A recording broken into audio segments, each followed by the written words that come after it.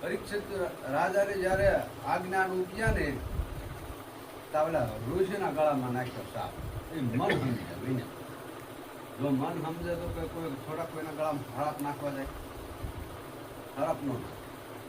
પણ આવું કીધું છે સંતોએ. હવે શું નાખ્યું એ તો શી ખબર, ખરાબ બોલવા માંડ્યા. પણ પાછું એ ઋષિએ એવું કીધું સામેથી, 7 દિવસે સર્પટસ થાજો એવા ઋષિના લાગ્યા સાપ મન સમજ્યા. હવે આ 7 દિવસે ક્યારે થાય ને 7 દિવસે સર્પટસ થાય. પણ કોઈ જ્ઞાની મહાપુરુષે આનો અનુભવ કરીને લખ્યું છે અને વાણી દ્વારા આપણે અહીંયા બોલવી છે. પુસ્તકમાં છે એટલે આપણે એમાંથી આપણી પાસે તક છે એટલે એમાં જોવી છે ને પૂછવી છે ને પાછા બોલવી છે. ઇન્દ્ર રાજાને જયારે અજ્ઞાન ઉપજ્યું ને ત્યારે કે ગૌતમના ઘરમાં રહ્યો રાજા, મન સમજ્યા વિના. તો આ મન સમજાવવાની વાતો સંતો કરે છે અને ખોદ એને એમ કીધું મન સમજ્યા. એક ભંગના કારણે શસ્ત્ર ભંગ પામ્યો આ મન સમજ્યા વિના.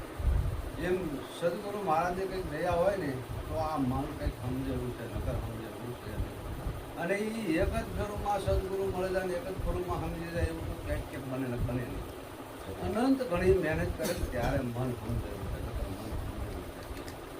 મનને હારાયું ઢોર કીધું છે, પછી મૃગલો કીધો છે. આવું બધું ઘણું એના વિશે તો કઈ સંતોએ મૂક્યું છે.